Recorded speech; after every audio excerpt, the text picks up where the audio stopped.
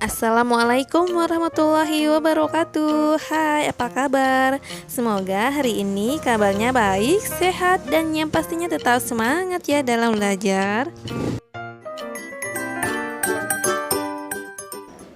Halo adik-adik, pernahkah kalian mendengar istilah debat kusir? Debat kusir adalah sebuah perdebatan antara dua pihak atau lebih mengenai sebuah permasalahan tertentu yang tidak menyertakan alasan-alasan yang logis dan faktual. Sehingga pertentangan atau perdebatan yang mereka lakukan tidak menghasilkan sebuah solusi yang mencerahkan. Dalam debat yang seperti itu, peserta hanya saling membantah pihak lain tanpa memikirkan tujuan sebenarnya dari debat itu sendiri, yakni mencari jalan keluar secara bersama-sama. Kalau sudah begitu, yang ada dalam perdebatan itu hanyalah emosi dan kebencian saja terhadap lawan debatnya. Itulah kesalahan paling fatal dalam sebuah diskusi.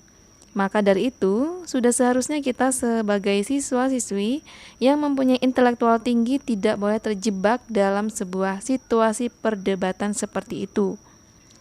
Agar tidak terjebak dalam kondisi debat kusir, seharusnya pihak-pihak yang akan saling berdebat menyusun naskah perdebatan sesuai bukti-bukti yang baik. Nah, naskah perdebatan itu tidak lain adalah teks tanggapan kritis itu sendiri. Sebuah teks tanggapan kritis ditulis untuk membahas sebuah fenomena tertentu yang hendak dievaluasi dan ditinjau secara mendalam. Dengan demikian, teks tanggapan kritis mempunyai deskripsi tinjauan dari sudut pandang yang berbeda, baik pro maupun kontra. Hanya saja dalam teks tanggapan kritis, interpretasi akhir tetap menjadi tanggung jawab penulis. Simpulan itu ditegaskan dalam bagian penegasan ulang. Jadi, bagaimana cara menulis teks tanggapan kritis yang baik? Langkah pertama pastinya menggali informasi-informasi penting yang mendasar mengenai fenomena yang akan kalian tanggapi. Hal itu bisa dilakukan melalui studi kepustakaan ataupun wawancara di lapangan, sehingga kalian nanti tinggal mengolahnya di kelas. Kalau sudah punya data informasi yang cukup, maka langkah-langkah menulis teks tanggapan kritis bisa dimulai. Langkah-langkah menulis teks tanggapan yang pertama adalah pilih permasalahan yang akan kita susun pada bagian pernyataan umum atau yang disebut dengan evaluasi. Sesuai struktur teks, pernyataan umum disimpan di awal bagian teks. Tentukanlah kalimat pokok untuk diolah menjadi pernyataan umum yang memang perlu ditanggapi oleh kalian sebagai pembuat tanggapan. Nah, dari pernyataan umum atau evaluasi tersebut, kalian coba pecah lagi menjadi sub-sub topik yang kelak akan kalian sebar pada tiap bagian dari struktur teks. Misalnya, ide pokoknya adalah televisi berlangganan sebagai alternatif hiburan anak-anak. Subtopik untuk dipecah pada bagian pernyataan deskripsi adalah pilihan televisi swasta nasional tidak memberikan porsi bagi acara anak-anak. Sebaliknya, pada televisi berlangganan dapat dipilih channel anak yang cocok. Subtopik untuk paragraf pernyataan ulangnya adalah televisi berlangganan dapat menjadi alternatif baik bagi hiburan anak-anak asalkan orang tua berperan memilihkan channel yang tepat. 2. Kembangkan kalimat pokok tersebut lewat kalimat-kalimat penjelas sehingga menjadi bagian atau paragraf evaluasi yang utuh. Namun ingat, pada bagian evaluasi kita tidak usah menjelaskan masalah terlalu rinci. Misalnya pada bagian evaluasi berikut ini, akhir-akhir ini banyak bermunculan keluhan dari para orang tua di tanah air terhadap program-program acara yang ditayangkan televisi swasta nasional. Dari sekian jam durasi televisi beroperasi selama sehari, persentase tayangan ramah anak hanya di bawah 10% saja. Mayoritas acara-acara televisi di stasiun swasta nasional berisikan program-program dewasa yang tentu akan membawa dampak buruk bagi perkembangan psikologi anak. Oleh sebab itu, para orang tua sudah selayaknya beralih ke televisi berlangganan yang memberikan alternatif acara yang ramah anak. 3.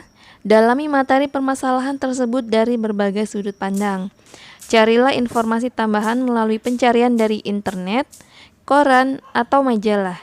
Kalian juga bisa mencari informasi tambahan dengan cara wawancara narasumber.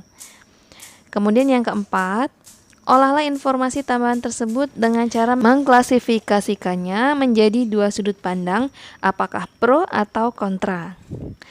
Kemudian yang kelima, kembangkan informasi tersebut, baik pro ataupun kontra secara terperinci. Kemukakan dengan apa adanya.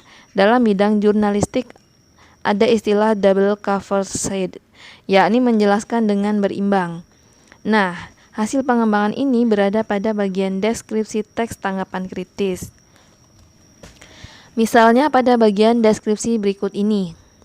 Yang pro, televisi berlangganan menawarkan banyak saluran anak-anak yang memang khusus untuk dikonsumsi oleh anak-anak.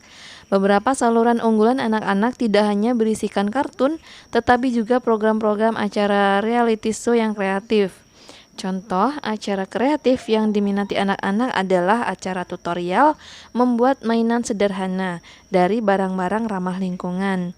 Dalam acara tersebut, anak-anak diajak berkreasi dengan barang-barang murah dan mudah didapat, sehingga mereka diajarkan peduli lingkungan dan tidak konsumtif dalam membeli mainan. Sedangkan yang kontra, meski demikian, televisi berlangganan tidak sepenuhnya baik. Peran orang tua masih harus hadir dalam setiap acara di saluran anak televisi berlangganan. Kartun-kartun bertemakan kekerasan masih banyak berkeliaran. Ada juga program anak yang ditayangkan sampai larut malam. Dua contoh tersebut membutuhkan kebijakan orang tua untuk menyortirnya. Selanjutnya, langkah yang keenam adalah interpretasi akhir kembali diambil oleh penulis.